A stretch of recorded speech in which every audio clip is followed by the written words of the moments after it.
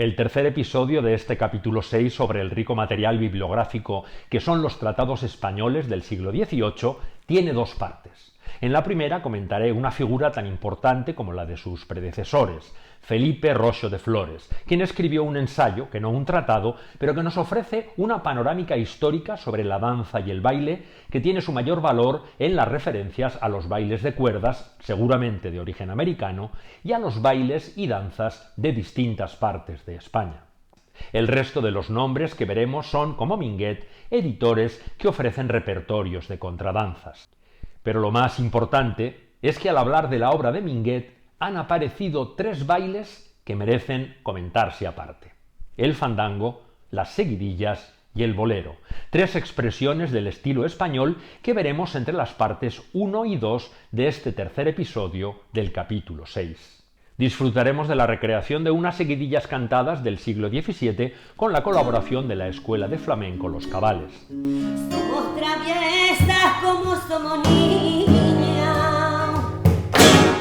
No dejéis de ver este cierre de lujo sobre los tratados de danza del siglo XVIII en la Biblioteca Nacional de España. Estamos en la Biblioteca Nacional de España, una institución fundada oficialmente por Felipe V a finales de 1711. Entre todas las joyas que atesora, yo estoy interesado en un bloque muy especial: los tratados de danza que custodia. Te contaré cuáles son los más emblemáticos, cómo llegaron a sus fondos, cómo se conservan, y reviviremos la historia viendo la importancia que sus autores tuvieron haciendo danzar a reyes y nobles en las cortes de Europa. Acompañadme.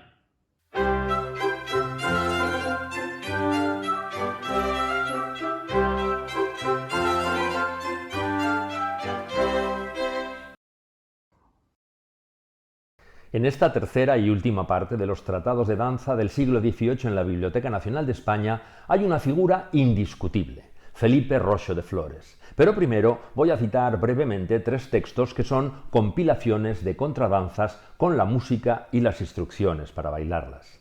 El más antiguo es de 1768. Se titula Contradanzas que se han de bailar en el teatro de esta ciudad en los bailes de máscara del carnaval de 1768. Y sus autores son Rafael Rivas y Segismundo Torrents, ambos maestros de danza y directores de un teatro de Barcelona no especificado en la página de título. Este recopilatorio incluye música compuesta por Josep Fabregas y explicación de las figuras con palabras, sin símbolos, solo listando los pasos que componen esas figuras, pero sin explicar cómo se hacen. Tras el título de cada contradanza suele aparecer la palabra inglesa o francesa, lo que determina el tipo de formación en que se bailaba, aunque también puede indicar el origen de la contradanza. La primera, titulada La zarzuela, se apostilla inglesa, y por cómo tras la figura la primera pareja gana un puesto, podría ser una long waist, su puesto apoyado también por la referencia a las dos filas tan características de las contradanzas a lo largo o largas. El tipo de formación queda muy claro en las apellidadas francesas cuando hablan de 4 caballeros, lo que implica la formación estándar de la cuadrilla francesa de 4 parejas en cuadro. O directamente señalan que es para 4 parejas. Otra expresión usada para esta formación es se ponen a 4 de frente. Las parejas, que en otros tratados se llamaban cabeceras y costados, aquí se llaman frentes y costados, pero la mecánica de la danza es la misma. Los frentes son las dos parejas que comienzan las figuras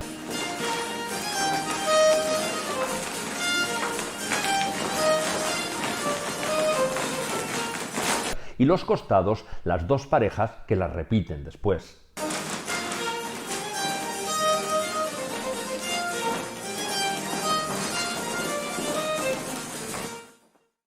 Se nombran pasos típicos de la contradanza que ya hemos visto en otros tratados: cadena, balancé, paseo, alemanda, rueda, espalda con espalda, etc.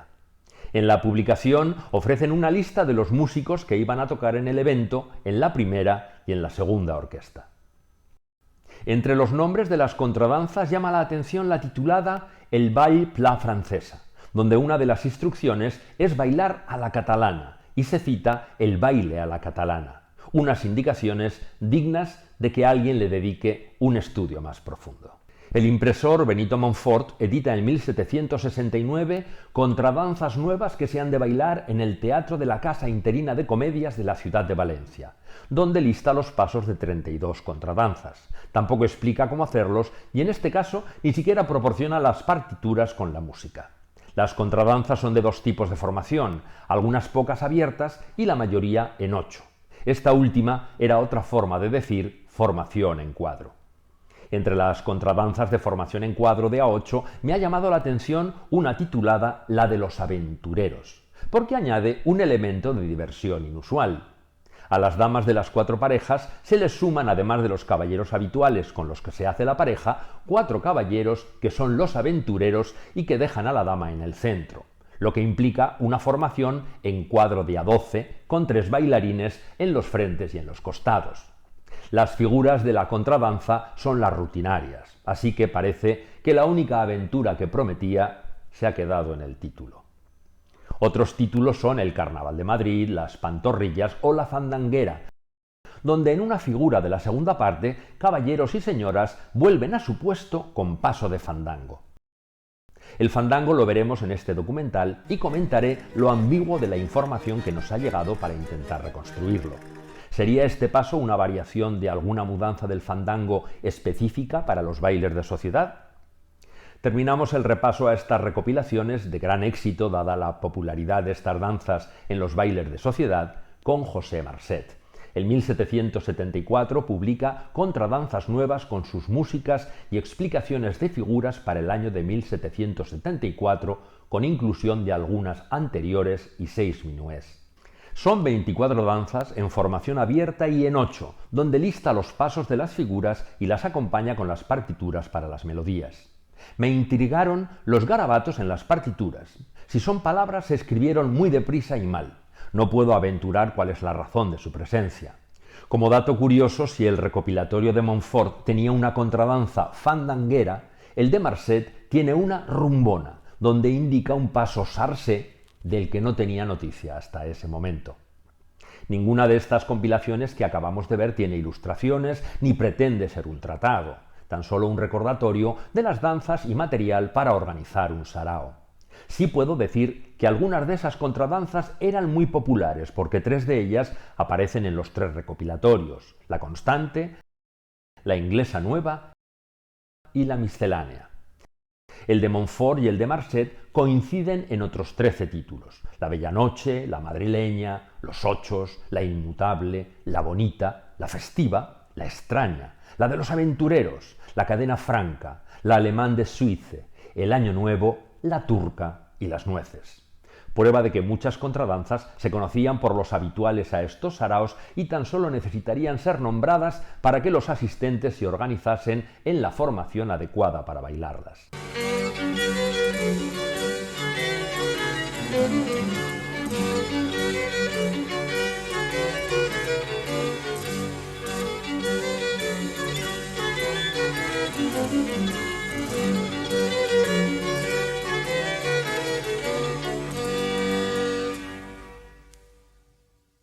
Dejemos las colecciones de contradanzas y entremos en un texto que tampoco es un tratado, pero sí un valioso ensayo sobre la danza. Su autor es Felipe Rocho de Flores y se publica en 1793 con el título Tratado de recreación instructiva sobre la danza, su invención y diferencias.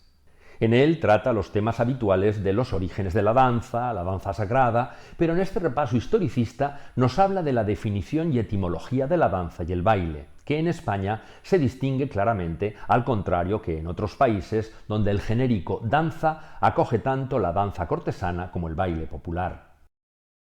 Trata de los bailes antiguos y profanos, de los bailes pantomimos que ya hemos visto en anteriores documentales, pero sus 2 últimos capítulos aportan información interesante. El brevísimo capítulo 7 trata sobre los bailes de cuerda que Rocho sitúa en la antigüedad griega, aunque sugiere que son más o menos lo mismo que los volatines de su época importados de los volatineros indígenas de América. Bailarines que ejecutaban sus mudanzas sobre una cuerda bien floja o tensa. Este precioso grabado de la Biblioteca Pública de Nueva York con el título de mitote ofrece al fondo una imagen de estos bailarines de cuerda. En el capítulo 8, titulado Los bailes de España, se incluyen las castañuelas y la variedad de bailes de nuestro país. Es este último capítulo el que ofrece novedades respecto a los otros que hemos visto que se limitaban a traducir los tratados franceses, así que me centraré en él. Rocho de Flores define así la danza. La danza es una reglada mutación sucesiva del cuerpo, hecha al son de instrumento o voz, por medio de pasos y saltos mesurados que forman las diferencias de su agitación. Recordemos que en la danza era fundamental seguir el compás, ejecutar sus pasos y saltos mesurados, medidos, y que se llamaban diferencias a las figuras o mudanzas de una coreografía, es decir, un conjunto de pasos ejecutados siguiendo una trayectoria determinada en el espacio. Rocho de Flores define gesto como la expresión externa de los sentimientos del alma, y la danza es la respuesta dinámica a esos sentimientos, acompañados del canto o del tañido de un instrumento. El origen etimológico que Rocho de Flores sugiere para la palabra danza lo encuentra en una nota del diccionario de Covarrubias publicado en el 1611. Sobre la etimología de baile sugiere el verbo griego ballo, que significa saltar, agitar el cuerpo, y también propone su deriva del nombre de un tal señor Baile, el autor de esos movimientos compasados, según el gran diccionario enciclopédico francés de las artes y las ciencias. Las digresiones de Rocho de Flores no determinan nada definitivo, excepto que el hombre por naturaleza ha bailado desde su existencia para agradecer a los dioses su presencia en este mundo. Así que saltemos los primeros capítulos y centrémonos en el capítulo 8 titulado De los bailes de España.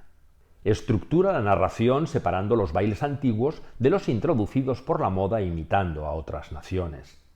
Para abreviar el recorrido histórico que hace desde los bailes más antiguos, citaré su comentario sobre los gaditanos, muy diestros en el baile, según Marcial.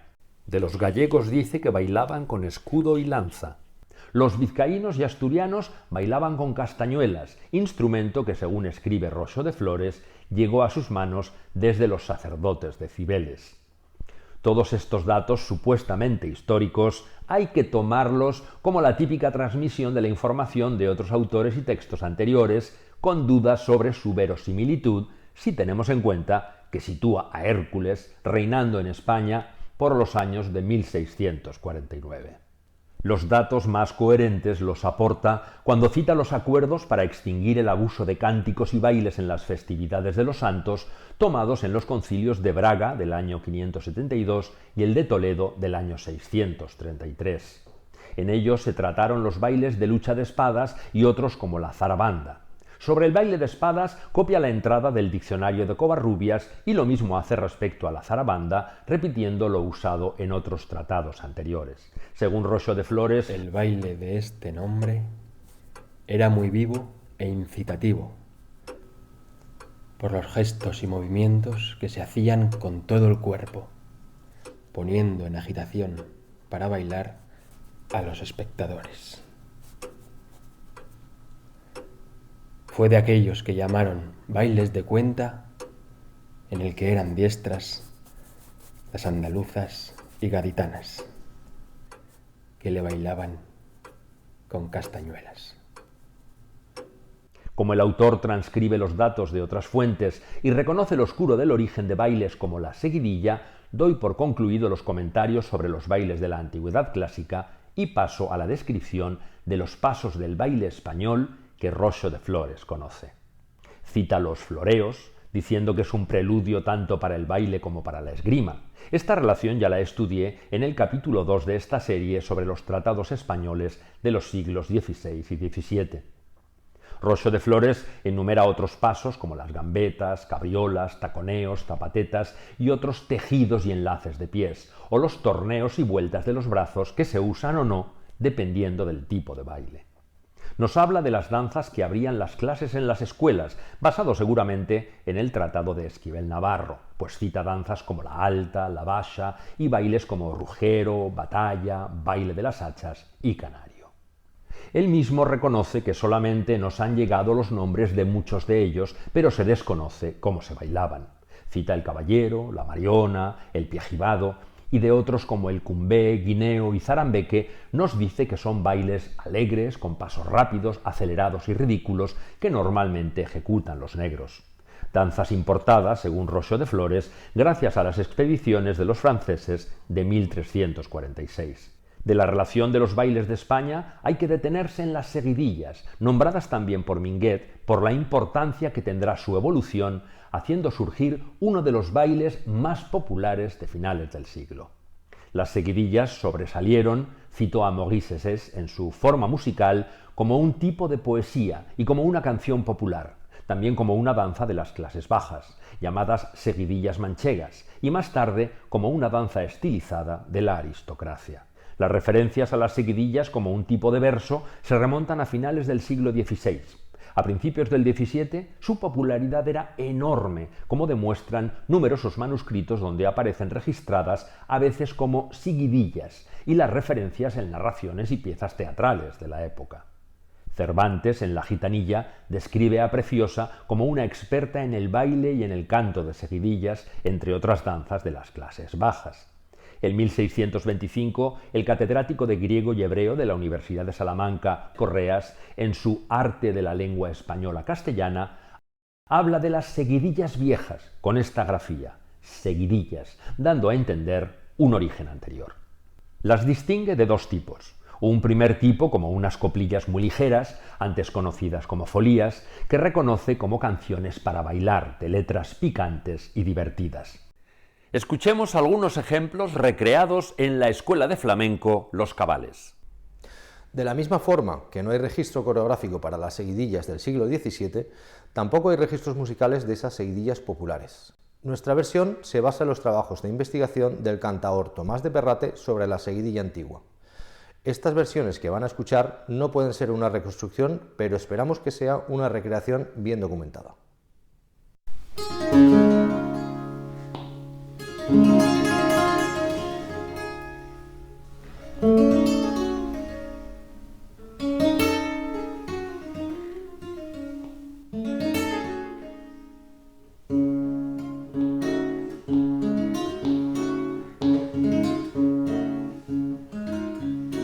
Como somos niñas, somos traviesas.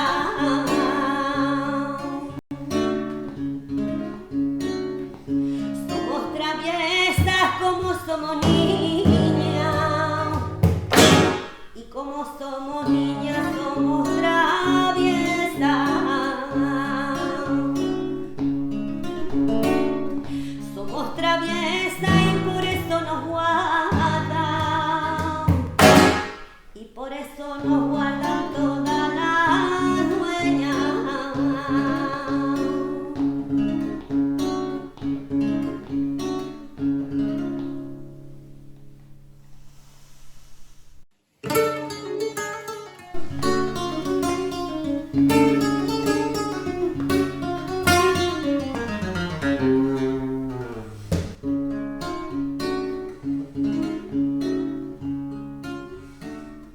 Y entre yo y mi marido valemos algo, valemos algo.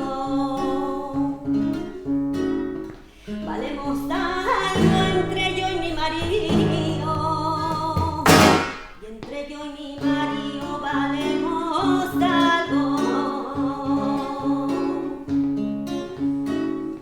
Valemos algo porque yo soy blanca.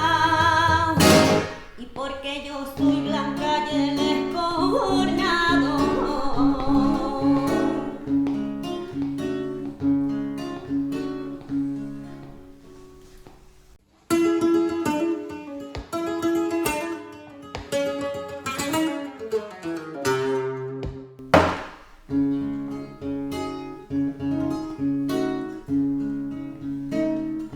En doblones me escriba galán su pasión. Palan su pasión, en doblones me escriba. En doblones me escriba galán su pasión.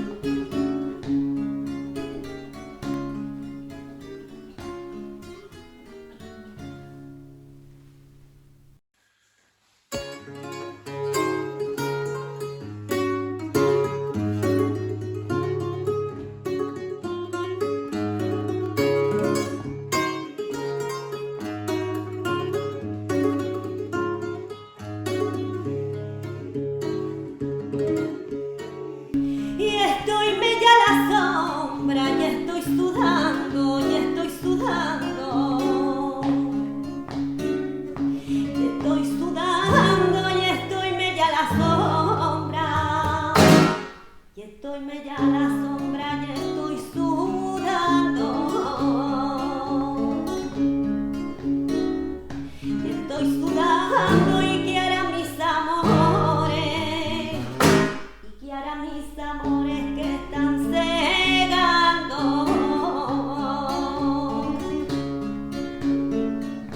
Y harán mis amores que están cegando. Que harán mis amores que están cegando.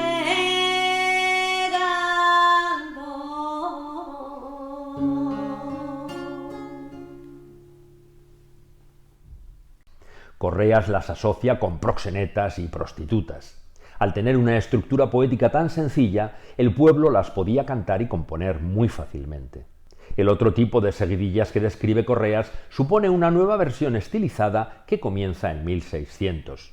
Como canción eran 2 breves líneas de versos elegantes e ingeniosos.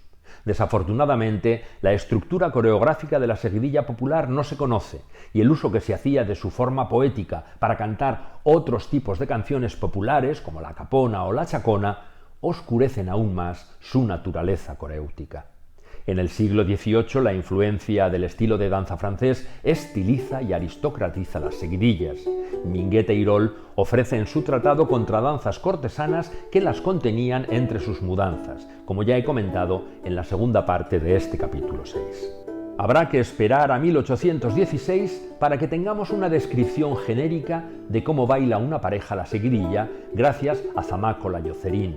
Pero como siempre, el paso del tiempo no puede asegurar que esa forma dancística sea la forma en la que el pueblo bailaba la seguidilla del 17.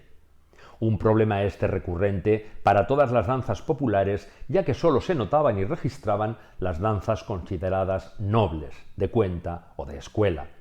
Podemos atisbar rasgos muy ambiguos. Minguet, en su tratado Arte de danzar a la francesa, al final de su prólogo al lector, si no es que sea alguna contradanza, seguidilla, etc., las cuales se aprenden fácilmente teniendo cuenta en las figuras y movimientos que hace la persona que las empieza. Al parecer, tan solo fijándote en lo que hacía quien las bailaba, podían aprenderse los pasos. Rocho de Flores habla en su página 105 del fandango, un baile que, según el Diccionario de Autoridades de 1732, vino de Indias y que abre un interesantísimo paréntesis en mi comentario sobre su tratado. Pero este autor dice que el fandango tiene que ser uno de los primeros bailes de España porque su nombre latino, Tripudium Fesceninum, quiere decir danza de Fescenia, un pueblo etrurio del que los romanos tomaron este baile alegre para aplacar la ira de sus dioses. Voy a intentar aportar datos para que saquéis vuestras propias conclusiones. El fandango surge como un baile popular español durante el siglo XVIII. Según el Diccionario de Autoridades de 1732, es un baile introducido por los que han estado en los reinos de las Indias, que se hace al son de un tañido muy alegre y festivo. Según Maurice Esses, hasta ahora no se han encontrado evidencias que puedan corroborarlo. Es más, aunque muchas de las danzas rápidas se han asociado con el Nuevo Mundo, bien podrían haber tenido su origen en España. Aún así, se encuentran bastantes referencias al fandango. En un magnífico artículo para la revista Bulletin Hispanique tenéis los datos al final de la bibliografía. Clara Rico Osés señala que todos los viajeros franceses que en sus crónicas de viajes hablan del baile en España nombran el fandango. Desgraciadamente, los maestros de danza contemporáneos no proporcionan descripciones de los pasos de este baile popular. Ferriol se centra en la escuela francesa y Minguet, en su breve tratado de los pasos del danzar a la española que hoy se estilan en las seguidillas, fandangos y otros tañidos, copia el tratado de Esquivel editado en 1642, cuando el fandango no había aparecido todavía, y por ello no aporta ninguna información sobre cómo bailarlo. Para tener más datos, hay que esperar a principios del siglo XIX. Cairon, en su obra Compendio de las principales reglas del baile, de 1820, ofrece una descripción general del fandango, al que también compara con el famoso bolero. Baile antiguo español, y el que se ha conservado más tiempo en uso sobre el teatro. El fandango, como la mayor parte de los bailes españoles, es de un tiempo ternario, alegre y vivo. No tiene marcada precisamente su duración y según el capricho de quien lo baila, puede ser más larga o corta. Y comenta de forma muy ambigua y poco práctica los pasos del fandango y del bolero.